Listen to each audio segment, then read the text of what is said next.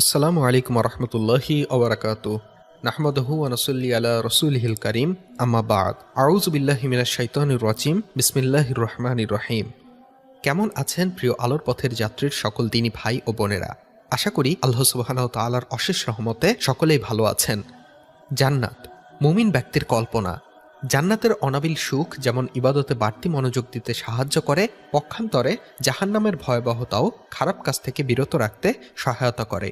জান্নাতে যেতে চায় না এমন মুসলিম হয়তো খুঁজে পাওয়া দায়। কিয়ামতের দিন মিজানের পাল্লায় স্ব আমল পরিমাপ করেই মহান মালিক আমাদের আসল ও স্থায়ী গন্তব্যে পাঠিয়ে দেবেন। মহান আল্লাহ সৃষ্টি রাজির হিসাব নেওয়ার জন্য হাসরের ময়দানে মিজান বা দাড়িপাল্লা স্থাপন করা হবে। হিসাব নেওয়ার জন্য মানুষকে হাসরের ময়দানে সারিবদ্ধভাবে দাঁড় করানো হবে। হিসাব দেওয়ার জন্য একজন একজন করে সামনে অগ্রসর হবে। মহান আল্লাহ রাব্বুল আলামিন হিসাব নেবেন এবং আমল সম্পর্কে জিজ্ঞেস করবেন। হিসাব শেষ হওয়ার পর স্থাপিত মিজানে আমল ওজন করা হবে। দুনিয়ার পাল্লার মতো এর দুইটি পাল্লাই থাকবে। পবিত্র কোরআনে আল্লাহ তাআলা বলেন, আমি কিয়ামতের দিন ন্যায় বিচারের মানদ স্থাপন করব, সুতরাং কারো প্রতি জুলুম করা হবে না। যদি কোনো আমল সরিষার দানা পরিমাণও হয় আমি তাও উপস্থিত করব। মিজানের পাল্লা যদি ভালো কাজ তথা নেকির দিকে ঝুঁকে যায় তবে আমাদের ঠিকানা হবে চিরন্তন জান্নাত, আর যদি মিজানের পাল্লা বদ আমলের দিকে তথা খারাপ কাজের দিকে ঝুঁকে যায় তাহলে আমাদের ঠিকানা হবে জাহান্নাম।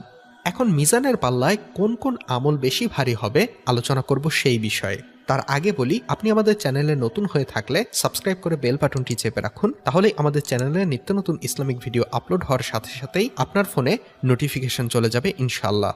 পাপ পুণ্যের পরিপূর্ণ প্রতিদান দেওয়া হবে পরকালে। মানুষের যাবতীয় কাজ লেখা থাকে আমলনামায়। কিয়ামতের দিন ভালো কাজ ও পাপ কাজ দাড়িপাল্লায় মাপা হবে। ভালো কাজের পাল্লা ভারী হলে জান্নাতে যাবে, খারাপ কাজের পাল্লা ভারী হলে জাহান্নামে যাবে। নিম্নে ভালো কাজের পাল্লা ভারী করার কিছু আমল উল্লেখ করা হলো।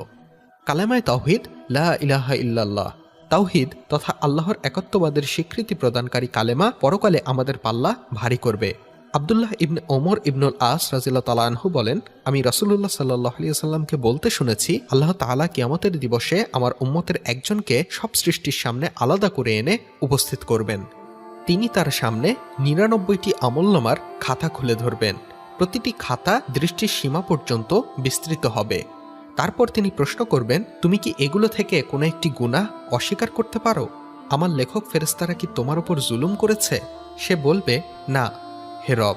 তিনি আবার প্রশ্ন করবেন, তোমার কোনো অভিযোগ আছে কি? সে বলবে, না হে আমার রব। তিনি বলবেন, আমার কাছে তোমার একটি সওয়াব আছে, আজ তোমার ওপর এতটুকু জুলুমও করা হবে না। তখন ছোট একটি কাগজের টুকরা বের করা হবে, এতে লেখা থাকবে, আমি সাক্ষ্য প্রদান করি যে আল্লাহ তাআলা ছাড়া আর কোনো ইলাহ নেই। আমি আরও সাক্ষ্য দিই যে মুহাম্মদ সাল্লাল্লাহু আলাইহি ওয়াসাল্লাম আল্লাহর বান্দা ও তার রাসূল। তিনি তাকে বলবেন, দাড়িপাল্লার সামনে যাও। সে বলবে, হে রব, এতগুলো খাতার বিপরীতে এই সামান্য কাগজটুকুর কি আর ওজন হবে? তিনি বলবেন, তোমার ওপর কোনো জুলুম করা হবে না। মুহাম্মদ সাল্লাল্লাহু আলাইহি ওয়াসাল্লাম বলেন, তারপর খাতাগুলো এক পাল্লায় রাখা হবে এবং ওই টুকরাটি আরেক পাল্লায় রাখা হবে। ওজনে খাতাগুলোর পাল্লা হালকা হবে এবং কাগজের টুকরার পাল্লা ভারী হবে, আর আল্লাহ তাআলার নামের বিপরীতে কোনো কিছুই ভারী হতে পারে না। তিরমিজি হাদিস 2639, ইবনে মাজাহ হাদিস 4300। সুবহানাল্লাহ, আলহামদুলিল্লাহ, লা ইলাহা ইল্লাল্লাহু আল্লাহু আকবার বলা। ইমানদার ব্যক্তি নির্দিষ্ট পরিমাণে তাসবিহ তাহলিল ও জিকির করলে পরকালের নেকির পাল্লা ভারী হবে। এই মর্মে হাদিসে এসেছে, আবু হুরায়রা রাদিয়াল্লাহু তাআলা আনহু বলেন, নবী করিম সাল্লাল্লাহু আলাইহি ওয়াসাল্লাম বলেছেন, দুটি কালেমা আছে যেগুলো দয়াময়ের কাছে অতি প্রিয়, মুখে উচ্চারণ করা খুবই সহজ, দাড়িপাল্লায় অত্যন্ত ভারী। কালেমা দুটি হচ্ছে সুবহানাল্লাহি ওয়া বিহামদিহি সুবহানাল্লাহিল আযীম। অর্থাৎ আমরা আল্লাহর প্রশংসা সহ তার পবিত্রতা বর্ণনা করছি। মহান আল্লাহ যাবতীয় ত্রুটি বিচ্যুতি থেকে অতি পবিত্র। বুখারী হাদিস ৭৫৬৩। আরেকটি হাদিসে এসেছে, আবু মালিক আল আশআরী রাদিয়াল্লাহু তাআলা আনহু বলেন, রাসূল সাল্লাল্লাহু আলাইহি ওয়াসাল্লাম বলেছেন, পবিত্রতা ঈমানের অর্ধেক। আলহামদুলিল্লাহ দাড়িপাল্লা পূর্ণ করে দেয়। সুবহানাল্লাহ ও আলহামদুলিল্লাহ একসঙ্গে আকাশমণ্ডলী ও জমিনের মধ্যবর্তী জায়গা ভর্তি করে দেয়। মুসলিম হাদিস ২২৩। উত্তম চরিত্র। মানুষ উত্তম চরিত্রের মাধ্যমে দুনিয়ায় যেমন সম্মানিত ও সমাদৃত হয়, পরকালেও তেমনি অশেষ সওয়াবের অধিকারী হবে, আর এ বৈশিষ্ট্য তার নেকির পাল্লা ভারী করবে।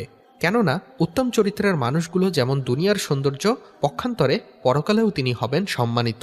আবু দারদা রাদিয়াল্লাহু তাআলা আনহু থেকে বর্ণিত, রাসূলুল্লাহ সাল্লাল্লাহু আলাইহি ওয়াসাল্লাম বলেছেন, কিয়ামত দিবসে মুমিনের দাড়িপাল্লায় সচ্চরিত্র ও সদাচারের চেয়ে অধিক ওজনের আর কোনো জিনিস হবে না, কেননা আল্লাহ তাআলা অশ্লীল ও কটুভাষীর প্রতি রাগান্বিত হন। তিরমিজি হাদিস 2002। জানাজা ও দাফনে অংশগ্রহণ করা। মানুষ মারা গেলে তার জানাজায় অংশগ্রহণ করা মুমিনের 6টি হকের মধ্যে অন্যতম। এর মাধ্যমে অংশগ্রহণকারী বহু সওয়াবের অধিকারী হয়, যা পরকালে তার নেকির পাল্লা ভারী করবে। তাই আপনজন কিংবা পরিচিত কেউ মারা গেলে জানাজায় অংশগ্রহণ করা ঈমানি দায়িত্ব। এই বিষয়ে হাদিসও রয়েছে। রাসূল সাল্লাল্লাহু আলাইহি সাল্লাম বলেন, যে ব্যক্তি মৃতের জন্য সালাত আদায় করা পর্যন্ত জানাজায় উপস্থিত থাকবে তার জন্য 1 কিরাত, আর যে ব্যক্তি মৃতের দাফন সম্পন্ন হওয়া পর্যন্ত উপস্থিত থাকবে তার জন্য 2 কিরাত। জিজ্ঞেস করা হলো, 2 কিরাত কি?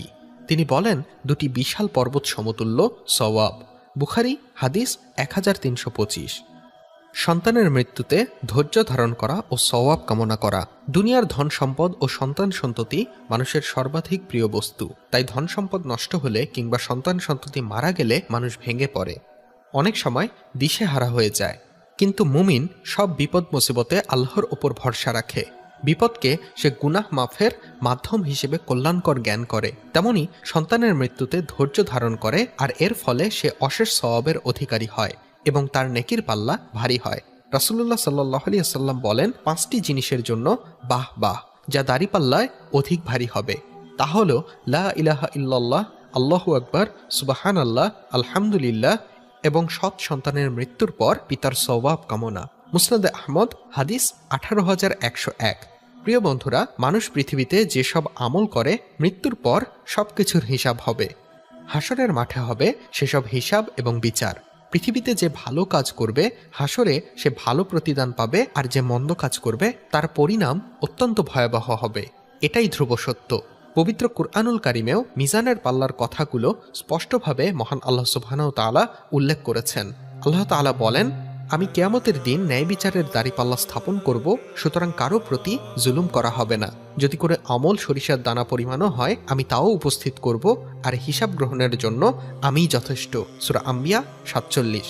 তাহলে কুরআন সুন্নাহ গবেষণা করে বোধগম্য হলো যে কিয়ামতের ময়দানে মিজানের পাল্লায় উল্লেখিত আমলগুলো খুব বেশি ভারী হবে। আর আমাদের আমলের পাল্লা যদি ভারী হয়ে যায় তাহলে মহান আল্লাহ সুবহানাহু ওয়া তাআলা আমাদের চির সুখের স্থান জান্নাত দান করবেন ইনশাআল্লাহ। তো প্রিয় ভাই ও বোনেরা, আমরা কি উক্ত আমলগুলো করতে প্রস্তুত? চলুন আজ থেকেই শুরু করি, কি বলেন? হতে পারে আজই আমার আপনার জীবনের শেষ দিন। আল্লাহ তাআলা আমাদের সকলকে এই আমলগুলো পরিপূর্ণভাবে করার তৌফিক দান করুন, আমিন। ইসলামী গল্প, ইসলামের অলৌকিক ঘটনা কিংবা ইসলামের সময়োপযোগী বিষয়ের ওপর ভিডিও পেতে আমাদের চ্যানেলটি সাবস্ক্রাইব করে রাখুন। আর আপনাদের কেমন লাগলো আমাদের আজকের পুরো আলোচনা সেটাও কমেন্ট করে জানাবেন। ভিডিওটি শেয়ার করে ছড়িয়ে দিন সর্বত্র। সেই সাথে আপনিও ভালো কাজের সাথে নিজেকে সম্পৃক্ত রাখুন।